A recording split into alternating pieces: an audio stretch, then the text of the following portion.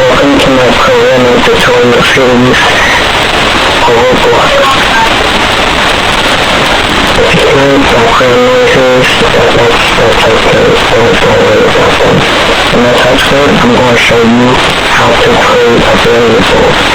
Variables can store all types of data.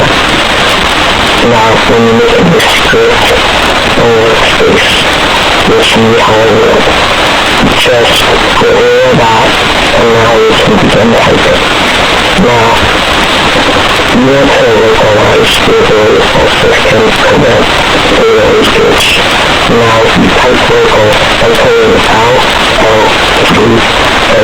out, and you hit space. And then, you can type if you want, like, and then you hit space, and then equal, and hit space, and this is a string.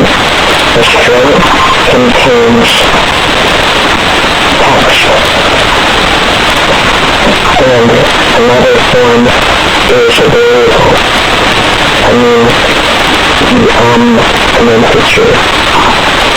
The integer is a number. Now if we do print hello, if we run, it will print 3 and the output right here. Thank you for watching. In the next episode, I will show you how to calculate aerodynamics with raycasting.